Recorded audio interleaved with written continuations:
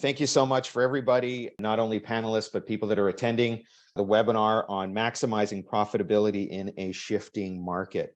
And the reason we felt this is extremely important to address at this time is obviously what's going on out there. So during COVID, we saw incredible growth for real estate and the real estate business, brokerages, all were in, let's just say, prime revenue times. And then as we came out of COVID, things really started to change. And some of the things that affected that change, and obviously the main thing that affected that change is interest rates. Interest rates have gone up from very low to what I would say mid-level. You know, when I bought my first house in the 90s, we were talking somewhere around 12 or 13%. So we're not at that yet, but we are climbing up there slowly as the government tries to make adjustments on and to help the economy. So what that is driving is really less seller activity on the market. And as we all know, real estate agents love seller leads. They're the better of the two when you're thinking about buyers and sellers. But also when there's no sellers, buyers become limited as well. So the market has really seen a shift from high times to what I would call low times. And for the foreseeable future, we could have, you know, I think Sarah said it earlier, only the strong are going to survive this. And, you know, we're going from 6 million homes sold every year, you know, since the early 2000s to about 4.8. So we dropped about 20 to 25% in the number of homes being sold. So that's kind of going to be the topic of discussion today. I'll do a quick introduction of everybody on the panel. My name is Stuart Sim. I'm the Vice President of Industry Development at Chime Technologies, and I work with our broker partners to help them succeed using the Chime brand. On the webinar today, we have Sarah Richardson, who is the founder and CEO of True Realty based in Scottsdale, Arizona. One of our great partners, Michael Rossi, CEO and managing broker of Elegran, based out of New York City, as you can see by his lovely view behind him, looking down at Times Square. And Robert Lucido, and Robert is the CSO of Lucido Global, which is one of the largest KW market centers or multiple market centers. Robert's based out of Miami, Florida, but the brokerage is really based on the East Coast. So all these people I've got to spend a great amount of time with, and they really understand what's happening in the marketplace. And all three have a very different vision of what has to happen and their businesses. And I love them all because I really love people who are trying to do things a little bit differently, say, than the traditional models that are out there. So I'm going to start. Let's hit the first question, guys. So this is for everybody, and we'll start with you, Sarah. What are the business goals? What are your business goals for next year, and how are they different from previous years? I'm going to say it's probably a two-pronged answer. You know, you said it actually perfectly. Real estate volume is expected to be down about 20 to 25%. That's exactly where we are as a company right now. We're at about 22, 23% is where we're down in our volume. So when we start looking at 2023, we're expecting that to continue. So I start looking at, okay, you know, as much as I want to have real estate sales, we're in the market of selling homes.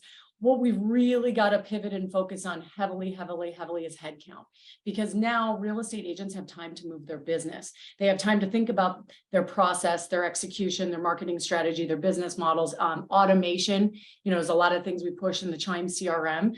So it's like, okay, if we're going to not do as much volume, we need to get as much headcount in the door as possible. And there's a lot of agents, when you're coming out of the strongest sellers market in US history, there's a lot of agents that are like, well, you know what? Now that I have time to actually think about how I'm operating my business, now's the time to really put my people, my process, my execution, my strategy in place so that I can really make it through this next downturn. So for us, we're really looking at headcount, recruiting. Hopefully the volume will continue to go up the more agents that we get, but we are still expecting a significant drop in our volume year over year. Now, second is we're really pushing education, and we are known for our educational platform. we have a white labeled solution called RE University that takes new agents, seasoned agents, and even elite agent and adds value to help them grow their business. We have, lead programs. We have different marketing channels, iBuyer partnerships throughout the different states that we operate in. And it's really making sure that we're helping support our agents as much as possible. And then furthermore, pivoting from representing a lot of sellers to let's get more into this buyer market, because I'm hoping, and people are talking, that the feds are going to drop maybe in spring this year. Well, guess what? Every single buyer that's sitting on the sideline right now is going to be fighting over the same home in March, right? So it's like, okay, let's educate our consumer right now. Let's buy a home right now. Do it with a 2-1 buy down. Make sure you have a prepayment penalty with your lender, and then you get the house you want now. So you're not fighting over the same house in March when I'm expecting things hopefully to pick up. All right. Same question for you, Michael. What are your business goals for next year, and how are they different from the previous years? And New York is such a very different market than, say, Scottsdale, and from where Robert is doing business. I'm really excited to hear your views on that. Sure. I think that was very, very well put, by the way, Sarah. It echoes a lot of what we're doing here. We too have our own proprietary education platform. I think it really sounds a little bit silly, but coming out of the pandemic, going into the rah 2021, into 2022, people didn't really have to return to the office in Manhattan, right? So we're really doubling down on our community and our culture. It's an incredibly important part of what we do here, and energy and activity begets activity. So it's really going to be about, how I could bring, we have about 180 agents. We have an incredible sales management structure. So it's really how I get, everyone who wasn't plugged in, because only about half of our agent team is truly plugged into the community and the deal activity and the deal flow and the educational component. So it's really how we get people back. And it's really the community component that I think will allow people to, not make mistakes with their clients, right? I think one of the biggest things, the biggest mistakes I see from agents when volume decreases, and we're expecting a similar drop off in volume, is they end up pushing a deal. They end up rushing a relationship. They end up making mistakes that they normally wouldn't have made in a comfortable environment. So, if they're plugged into a community and they're plugged into a bit of normalcy, it helps them pull back from the stressful transaction and be a better advisor. So that's one of the things that we're doing. We're also doubling down on loyalty. We've had several conversations across the leadership team in how we're going to incentivize loyalty, during this tough time. So, how do we invest not only in our advisors, agents, but in our staff, right? So, who do we really feel and see from their actions and their activity, are going to help weather the storm, because the storm is upon us. So, it's double down on loyalty and the creative incentives there. And then I think, probably one of the more difficult decisions was to rip out our own proprietary technology, which had become a cost center and really wasn't giving our agents the edge, to replace it with Chime. And that's why I'm here today. So it's making tough decisions, not, being willing to throw away what you potentially have invested tremendously in that won't work for the market today. And, those are some of the things that we're looking at here as a company. Yeah, it's an interesting perspective for sure. So, I'm a bit of a road warrior, as you guys know, and when I'm at these conferences, what I am seeing is people are looking for a new face or a new brand to kind of tie themselves to. And I was on your website, I think 2 days ago, Michael, and you've got some really good stories, like some success stories, some testimonials that make a ton of sense. Robert, I'm going to switch things up a little bit for you. I'm going to ask you the question, what do you think will be your biggest challenge to drive that profitable growth in 2023? I think the biggest challenge will come down to the people. The soft skills. I think it'll largely be a soft skills industry over the next year. When the market gets tight, and we'll dig into that in a bit, but when the markets get tighter, it leads to people to get stressed and start pointing the finger and so forth. So I think the organizations where they have a really strong culture of ownership and accountability from top to bottom and vice versa are the ones that are going to thrive, because it's about those people that are accountable finding a way to win. And that's what I feel will be the biggest challenge and how to overcome that over the next year.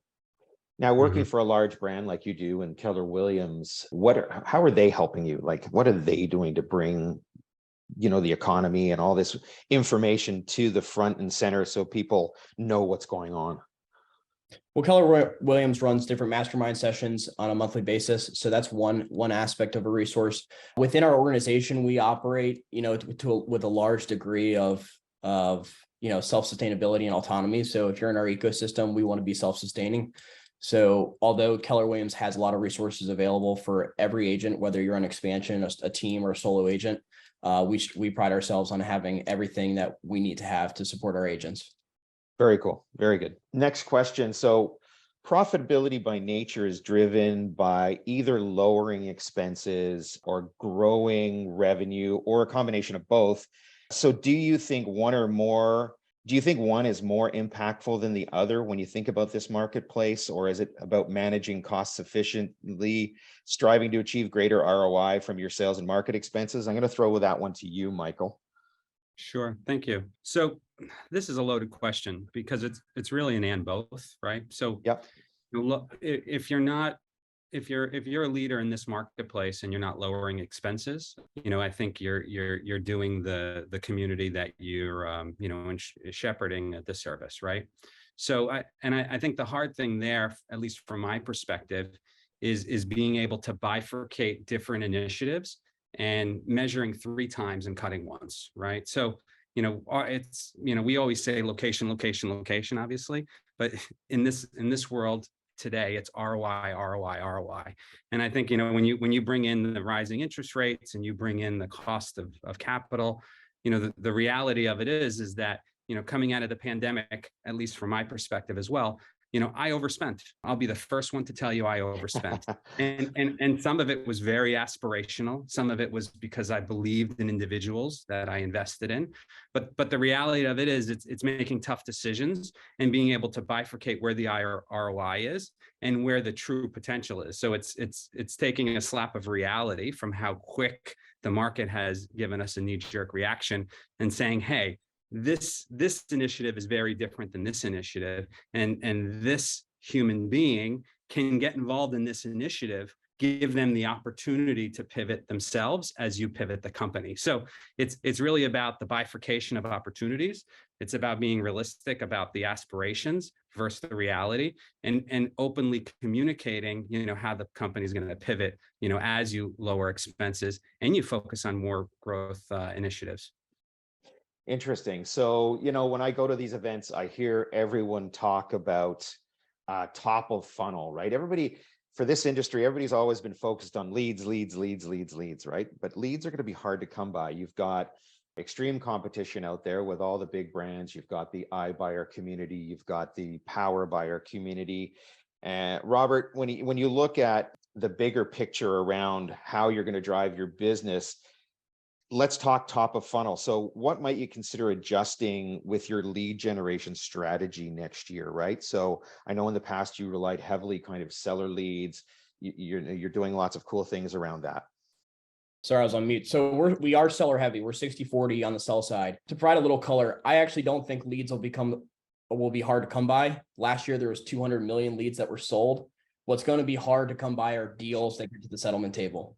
So to add a little bit of more color on that, last year, there's about 6.1 million sales, 1.6 million realtors with NAR. Now, if they're forecasting, according to Fannie Mae, about 3.9 to 4 million homes sold next year, you look at that and you say, okay, there's a lot less business to be had for those if you hold the same number of agents. But if you look at NAR's research, they're projecting about 600,000 agents to drop out of the industry. So if there were 3.8 homes sold last year per realtor, next year they're forecasting there to be 4. So what that means is there's going to be less golden nuggets laying around in the riverbed, but there's going to be a lot less people that are looking for them. So you're going to have to work a lot harder to find those nuggets. But if you work hard, you'll be able to get your unfair share of the market. So to answer your question directly, we are shifting a heavy focus around buyers, particularly first-time home buyers. So if you look at the market over the last 3 years, first-time home buyers largely, got the short end of the stick because who was winning offers last year? Cash deals that were going way over asking price. Most first-time home buyers can't afford to do that, so they were completely priced out of the market. So that's why you see an increase in first-time home buyers of around 37% year over year. So we are focusing on a portion of a larger portion of our spend and investment in Q4 and Q1 on the buy side, particularly first-time home buyers. Okay, got it. That's crazy to me because that's more than a third of agents dropping off the face of the planet. That's the massive number. That's more than 2018, 2008. But would be interesting because I think then it allows, higher quality agents to thrive, which is great. Just to add a little piece to this, when you think about the iBuyers or a program like Zillow Flex or OpCity, would you consider doing something more with them? Or, are you kind of neutral on that topic? There are significant struggles on the iBuyer side that there's admittedly still working through. Obviously, Zillow opted to part ways with their iBuyer program. I think a lot of the attraction. But they still have Flex, right? They still have Flex for sure. So is the question around the iBuyer side, or you're talking about third-party lead? Kind of the referral-based model, right? Both the iBuyers, so the power buyers are doing that, as well as someone like Zillow Flex or OpCity, right? They're doing the initial contact with the consumer because they have the touch with the consumer, and then the agent is willing to give up a percentage of their commission for that. So we self-generate almost all of our company lead closings, and this was a conscientious shift we made 2 years ago. And we're very fortunate we did that 2 years ago because our external lead sources, they've continued to drop off, but the ones that we have, we see a year over year, really heavy drop off year over year. Meanwhile, our self-generated sources, so last year we 5x'd our closings from our ad spend with Chime. We doubled our organic closings from our website. So these are the ways that we're able to control our lead funnel, control our destiny, as opposed to being at the mercy of these third-party aggregators, which I'll share that when we did an audit of 3 years of spend with Zillow, for example, it was a one-to-one relationship for us. We were spending $1 to make $1, which means when it comes time to pay taxes, you're in the hole. Right. We've audited a bunch of other teams in the process of going through our exploratory process of expansion, and one-to-one relationship seems to be the ideal outcome with a Zillow spend. We've seen a lot of teams lose their face of spending money on Zillow because it's what everyone's doing, and they have, largely a duopoly in the space. So we've shifted our focus to self-generating our book of business, and we're really fortunate we did, particularly over the last 2 years. Interesting. Michael, I'm going to give you 2 minutes on this one. How are you adjusting your lead gen? Then I'm going to jump to Sarah with a couple of questions. So I agree with everything that Robert just mentioned. I'll give you an example. Since we are still spending a portion of our lead spend on Zillow, we spend probably 30 to 35% on Zillow specifically. Our lead volume has been cut in half, and our lead pricing has doubled. So if you look at that inverse correlation, we're receiving about half of the leads for double the price. And the reality of that is we were operating under a 2-to-1 ratio. So for every $1 we put in, we got $2 out. And our marketplace is a bit unique because they came in and bought Zillow came to Manhattan and bought a market dominant website called StreetEasy. And ultimately they had a fairly strong lock because we also don't have a true MLS. We have what we call an RLS. And that created an unfair advantage for Zillow to capitalize off of the dislocation in our marketplace. Too much history for this meeting, but long story short is, it's a race to the bottom, right? And I think, these aggregators are making up for reduced volume because they ultimately answer to shareholders, not the individual agents, through, driving prices and creative strategies, that make the agent beholden to them. So I do think it's a race to the bottom, and we're aggressively looking to reduce the remainder of our spend because we've dropped below 1-to-1 over the last 3 to 4 months. And again, that's a lagging indicator, so it's a little difficult. We've been able to build a very strong partnership with Forbes and the newer partnership platform called Forbes Global Properties. So Michael Jalbert, who's a phenomenal CEO, has just taken the reins of Forbes Global Properties. It's the ex-Christie's Great Estates team that was at Christie's. And, one of the things I've learned over the last 2 years, having, started an independent firm, 12 or 13 years prior, was the power of distribution and the power of a brand. So I can be quoted multiple times saying that it's really about you, the real estate agent, and it is. It's about the community you're part of, the training and development. It's about the resources and your ability to invest as much time in your clients, right? And become a really great advisor. But the power to differentiate yourself in the marketplace, to win business and convert opportunities, leveraging a brand like Forbes or a brand like Keller Williams, for example.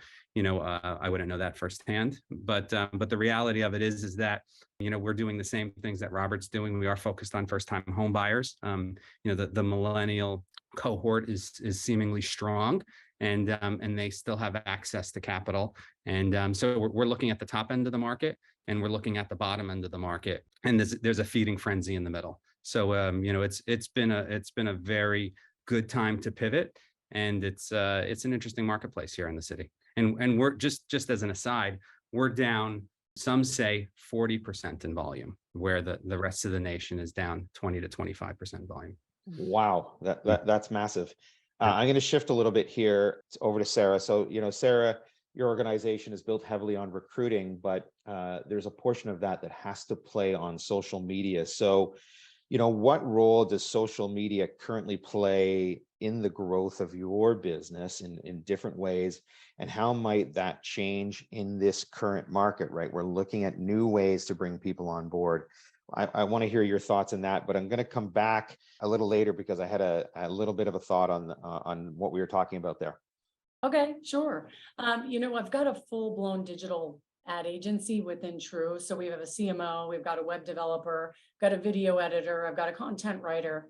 And a lot of what we do from a recruiting perspective is we're leveraging all four of the big ones and a little bit on the TikTok, but Facebook, Instagram, LinkedIn, and Twitter is really geared around videos that are pretty much real based around our culture, around what we're doing, celebrating what we're doing in the office, celebrating when an agent has a win, and marketing that to the 12 markets that we're currently looking to expand in. And we're trying to do at least 1 to 2 reels, I would say, in a 24-hour period, based on the different social media platforms. We do have 3 different Instagram. We have one for the consumer and we have one for agents. And we're looking to do that for Facebook as well, though the Facebook is probably the most mature of all of our accounts. No, I love your reels. I get them a lot, and they're really good. Have you seen, I've been blowing up a little on TikTok. That's like a new thing I've been doing the last month, but I've been definitely getting quite the engagement on there. So I'll probably continue with that. But it's really just, talking about our value proposition and talking about how we can help. I think you said it perfectly earlier that agents are kind of looking for that shiny new brand. What is the brand that's going to help them scale? What is the brand that they can rely on to really make it through the storm or weather this storm? And I don't think it's nearly like 2008, but it's definitely a moment where we definitely, as broker owners and leaders of this industry, have to look back. And we're talking about this right now in this webinar, is how are we going to make it through, and how are we going to add as much value to the consumer and the agents as possible? And I think a lot of that comes through in a lot of our social media messaging. Has social helped you from a recruiting perspective at all? 100%. Yeah. I mean, it definitely helps get the word out. When we're recruiting agents, or when my recruiters are in interviews, the first place they're looking at is our Instagram account, or, we're inviting anybody that we're looking to join the organization into our Monday meetings, into our live coaching, our live mentoring. We're not hiding the fact that we believe that we're one of the best trainers in the industry. So we want to invite anybody and everybody that's even potentially interested in True, or just wants to add value to their business, to be part of our meetings and our mentoring and our coaching programs. And all of that outreach is done through social media. Our number one driver, though, right now is Instagram. Amazing. Yeah. Because, I'm a huge social guy. Overall, so you guys as brokers probably have a different view than, say, your average, realtor that's out on the street. But if you were to think about how a realtor thinks, how do you think where should they spend their money next year? Should they be spending more or less on marketing? And when I mean marketing, I mean on social media, I mean on possibly paid advertising, SEO, PPC. Kind of what are your thoughts around that? And especially, the comment, Robert, I think it was you that said, we're going to go down to, 1 million realtors. So those realtors should be in a position to spend. We're really not pushing the digital advertising as much. We do leverage a third-party platform, and you guys also have that beautiful social media suite within the Chime platform. We're telling them that they should be getting the word out there and maybe spending minimally from a digital perspective, but right now is the time to get face to face. Right now is the time to build relationships. Right now is the time to create trust and rapport. The consumer needs it. So what we've been advising literally for the last 2 months straight, I think I say it until I'm blue in the face on the company meeting, is buy more open house signs. If you have 5, get 15, because ultimately you've got to get face to face with people. I think building relationships digitally is always a nice perk, but until they can get in front of people and really get them to touch and feel and get them to get to know their level of service, I think that's how we're going to be able to get the deals done, especially with what Michael and Robert were saying. And I completely agree. The first time home buyers, they need us. They need a face-to-face. They need a proper buyer consultation. They need a very strong lending partner, and they need a lot of hand holding. And the only way we can do that is through open house, in my opinion. Michael, same question. I wish we had open houses. I think you're spot on. It's hard to drive direct buyer traffic to an open house in the city, as you can imagine. But yeah, face to face is key. I mean, we did a full rebrand 2 years ago where we said we're humanizing the world of real estate, and all that means is that our advisors are there to build relationships and really speak with the individual and meet them. I think if I go back to a point I made earlier, it's how we listen to understand versus listen to respond, right? So I think driving traffic to digital channels, unless an agent has an X factor, has a brand or a niche, it's very, very difficult.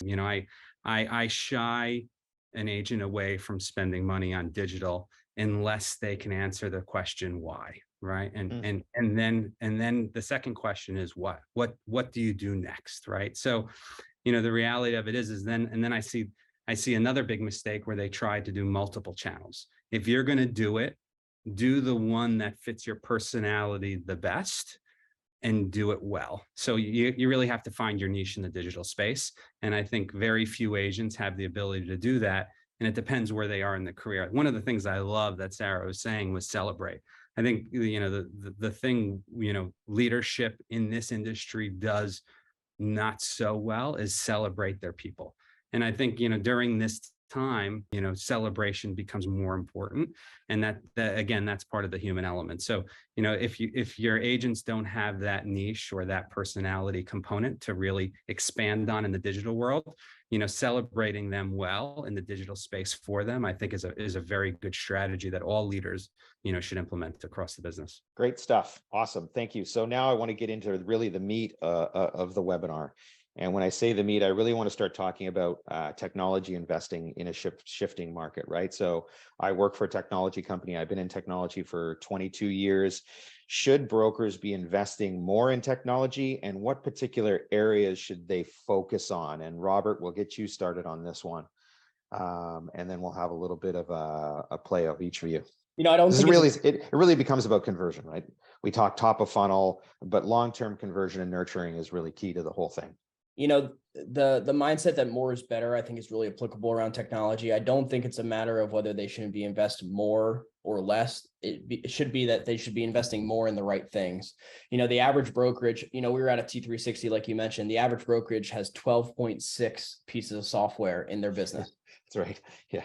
I can tell you firsthand that you're not going to drive a high level of adoption on even a fraction of that if you're use 13 different things. And you get into this mindset of, oh, the person down the street's using that, I need to go get that. Next thing you know, you have dozens of different things in your hands. You don't even know it's hitting your P&L. It's just getting charged and it's not being used. The most effective piece of technology is the one you use at a high level. So actually, we have a piece, and I'll actually throw up a QR code so you guys can go jump on, but we have a piece around the 4 pitfalls around technology. And one of them is the fact that you always think more spending is better. So you can either go to 4 perils of CRM or scan that QR code and you can get that. So the answer for us, I didn't share our goals, Stuart, but we run OKRs. One of our top objectives for the company is to be the most technologically advanced expansion network in the States. And I think we're on very strong footing already in that regard. So we never shy away from making proper investment, but that being said, we track and measure everything. So So I would heavily encourage people to invest properly in technology because it's the most scalable thing you can invest in your business. You can provide value to as many agents with technology far beyond what you can do with personnel or headcount or even, you know, print marketing services and so forth.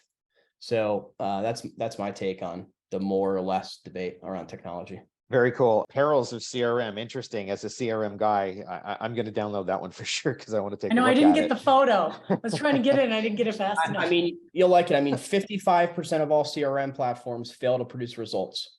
And what's really interesting is if you download that, you can look at a study on there and you can show the results across what they call low tech, mid tech, and high tech platforms. And the results are, you know, scattered across of high performing teams. And it comes down to the equation of technology plus lead opportunities plus user. If you have great technology, I believe Chime is the best available on the market. And if you have good lead opportunities, whether they're online generated or from your SOI, but you're not using the platform properly, you're not going to get results. And that leads into one of the other perils, which is people have the fatal flaw of thinking that a CRM is to manage their relationships. Like it's for them to the platform to manage their relationships. No, it's for you to use it to nurture and manage your relationships. And people make that leap and it leads to failure to produce results. And I think as a tech company and, you know, in general, in real estate, we have to take a little bit of the onus on our shoulders to make sure that adoption gets to a different level, right? So today, if you look at 20 to 25% adoption at best, we need to make sure that gets up over 50%. Sorry, Michael, your thoughts on this one, because you're investing heavy in technology. So I'd love to hear your thoughts.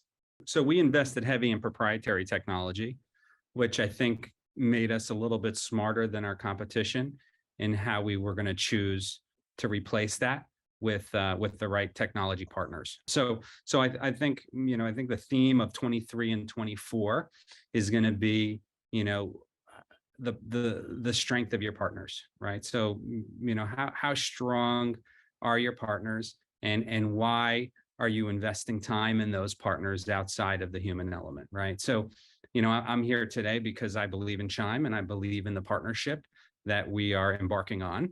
And I've seen a commensurate partnership mentality in some of the customization and some of the, you know, desire to move into, you know, the urban market space, you know, because I think from my experience with the product, it was incredibly strong in the suburban market, right?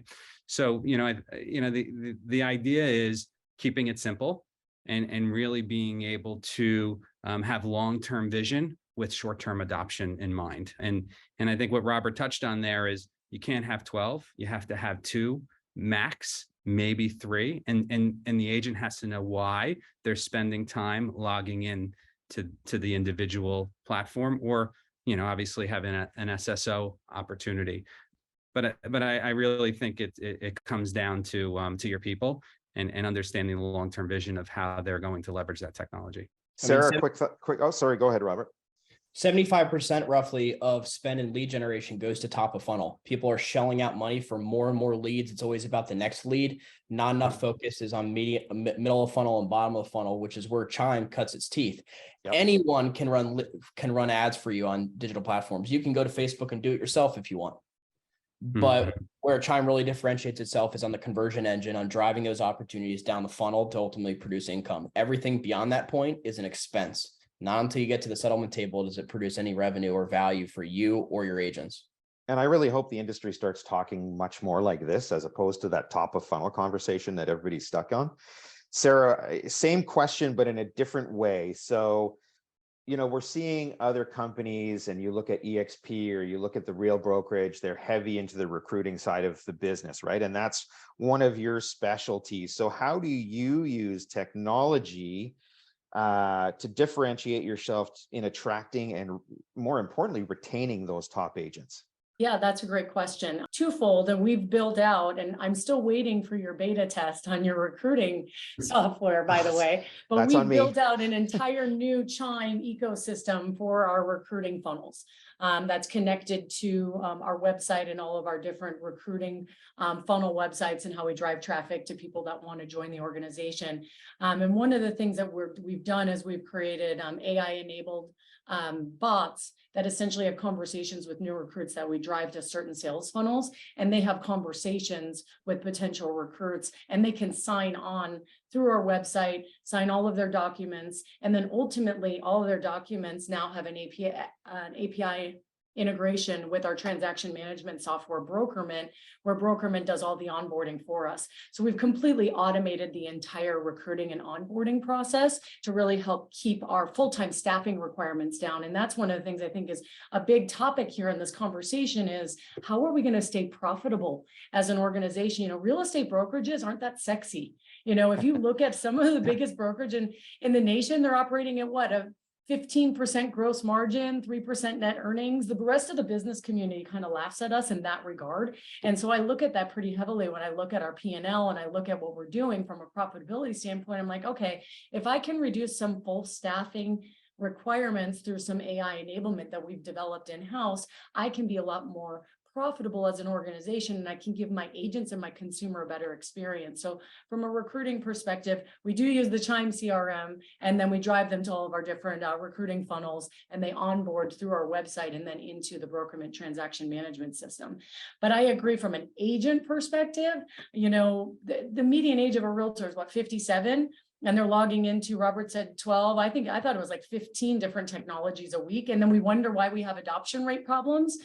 You know, it's really important to make sure that we're using the stuff we have and using it well. And we're leading from the top down from a leadership perspective. Good thoughts. Now, I'm going to shift a little bit back to where we were talking about profitability. Now, there has been about, I think the number is about $4 trillion in wealth created in home equity. Do you think there's a play there to get people to invest in themselves? And when I say invest in themselves is take some of that equity to invest in other style of real estate, and whether that's a rental property or, you know, a house on a lake or a vacation property.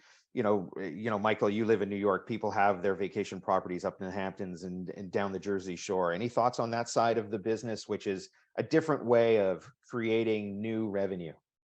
Sure. I love the question. You know, unfortunately, you know, from a investment property perspective, it becomes very, you know, pulling cash out, you know, requires, you know, a bank transaction, and it becomes very interest rate sensitive. Right. At least that's what I've experienced. You know, we had a very heavy business line that involved 1031 exchanges, you know, and that has slowed down dramatically over the last 4 to 6 months. You know, I do think there is a tremendous play with unlocking the wealth created, but I think the dust has to settle. I think we have to see where, you know, the market normalizes. And, you know, I think it's also driven by the fear associated with other asset classes, you know, that are also in a bit of turmoil. But I'd love to hear the other panel's ideas, because I think we've shared some great, you know, The great thing about COVID, here's in quick a view on this one. The great thing about COVID is we now have this reality that we don't have to be in an office, right? So, you know, for instance, if I look at myself, I have some wealth built up in my property. I'm looking at a lake property, and as long as I'm within 45 minutes of an airport, I can basically function and do my job as like I always could. Do you think that kind of viewpoint will affect stuff? And it doesn't matter, Sarah, Robert, you can chime in here. We'll go from there. I definitely do. And I think when you're saying there's $4 trillion of equity in people's properties throughout the nation, and they don't have to be glued to an office, it entices them to want to probably have some kind of an investment somewhere else, you know. And then there's so many amazing tools out there, like creating a 401k and then borrowing against that for putting the property in there and then borrowing against the equity to buy something else. There's so many amazing vehicles that you can use to facilitate these dreams that people may have. Also, what's interesting that 43, I read somewhere on NAR last year, 43 or 44% of consumers are unhappy with their purchase during COVID because they bought it without an inspection, no home warranty, they waived their appraisal contingency, their loan contingency. Well, what if some of these people that already probably have some equity can potentially arbitrage the market, where we can maybe sit down with our attorneys and sit down as a community and figure out how to wrap some of these and maybe actually sell their home at about 5.5%, 6% when they've got their original mortgage at 3%. They can take the gap on that and buy something else they want, or maybe a lake home and a new property, something that they've wanted, because I think a lot of people, property, investment property, that kind of investment property, something like that. I think that there's new opportunities coming for people that want to have some more creative financing opportunities to be able to do some of the things that you're talking about. Robert, any thoughts on this one? 86% of homeowners have an interest rate between 2 and 5%. So to Michael's point, it's going to take some time before people are able to get over the hurdle of that higher interest rate, talking about a refi or maybe pulling out a HELOC on their equity. The one thing is the one caveat is when people were going way over list price because tighter regulations, they had to bring extra cash to the table. So, you have to adjust for the decrease in property values that we've seen over the last 6 months, but even so, they still should have equity in the house. So as that accrues over time, at some point, once 6%, 7% becomes the new baseline, the point of reference, in Q1 or Q2, when they come back down, now they're like, okay, it's better than it used to be. But right now they're still benchmarking it against 3 and 4% interest rates. And they're saying it's too expensive right now. So I think Michael's on the right track that it's going to take some time before people get off the sidelines, start pulling out money from their assets. Yeah. And I think there's some education towards that as well, right? Getting people informed of the reality of what an interest rate is compared to, because they just see it black and white, right? It's not, people don't see the light at the end of the tunnel. They just worry about that direct view to the interest rate. Michael, you were going to say something. I was just going to compliment, thank you, Robert. But I was just going to compliment what Sarah said. I think, you posed a strong problem in a time of uncertainty, and Sarah came up with a solution, right? So, wrapping the equity and transitioning, assets into different vehicles that create, mobility, I think makes a lot of sense. And I think, as real estate advisors and as leadership, it's really about the strength of your partners that can make, those solutions reality. And again, I go back to partners. I think, as real estate advisors, we become very siloed and focused on the transaction. It's just our general mentality. So, being able to expand that mindset, to create solutions in difficult environments is what's going to, allow people to allow us all to thrive instead of, just survive. All righty. Good stuff. That was good conversation. I love that kind of back and forth.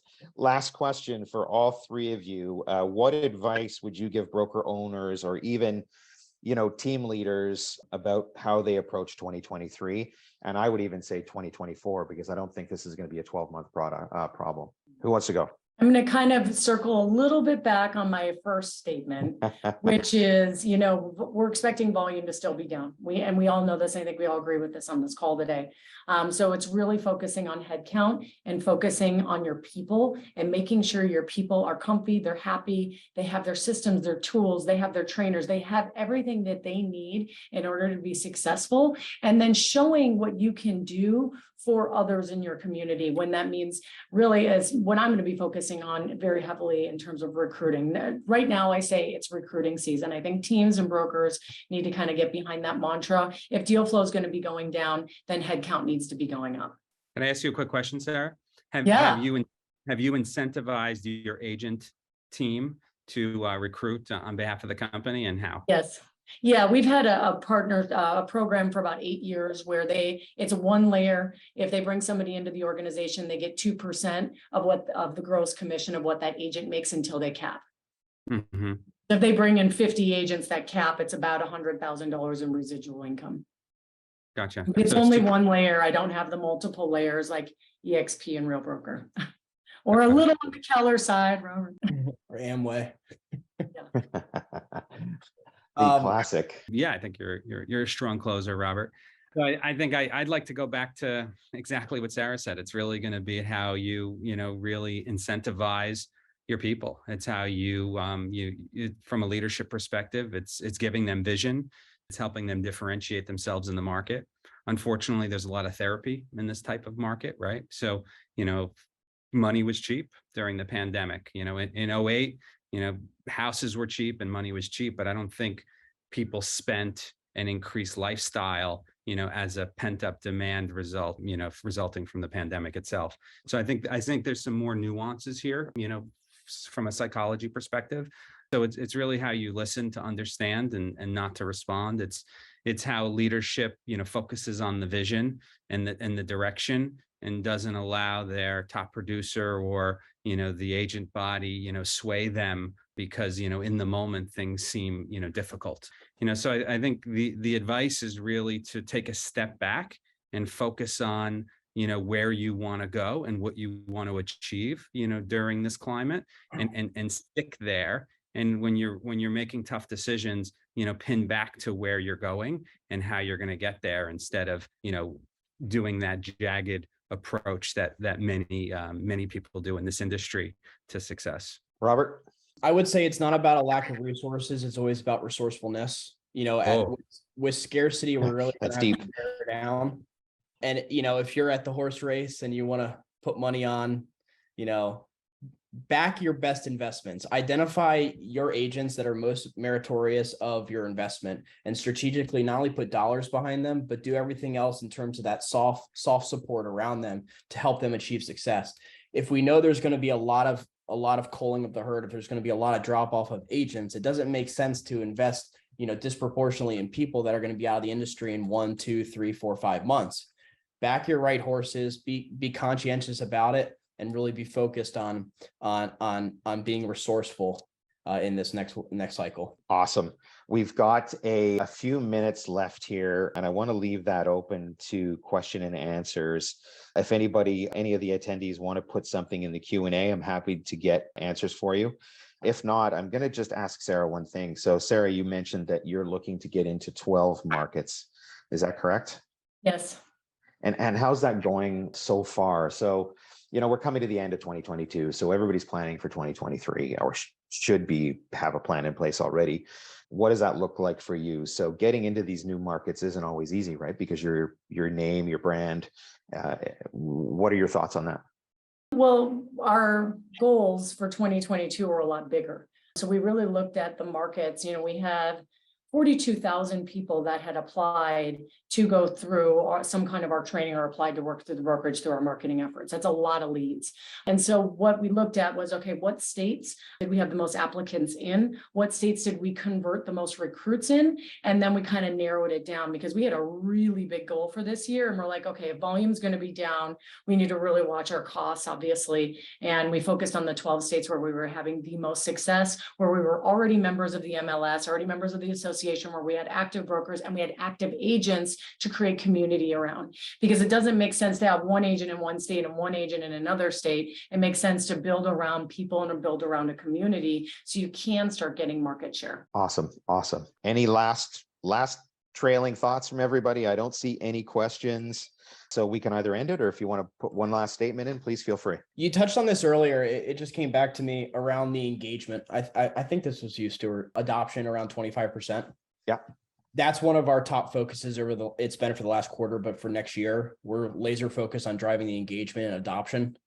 When you set up a Facebook account, the first thing they have you do is you find your friends, then you can add friends. And only after you add friends do they let you set up your actual profile. And that's because they found out that if they could get you to add 10 friends in your first 7 days, they would retain you as an active user. So when you bring a new agent into your brokerage, what are you doing to drive them to those key milestones? And if you took that approach around your technology, but also every other aspect of your business, you'll get disproportionate results as compared to the market. So that's one of our top focuses over the next year. Awesome. Okay, guys, Michael? Well, I was just going to say that was incredibly well said, Robert. Yeah, no, honestly, guys, I really do appreciate the time you spent this morning. I think the discussion was relevant, and it's important for us as an industry to kind of think about these things and have these discussions that are beyond what we traditionally talk about. So thank you for your time. Thank you for your candor.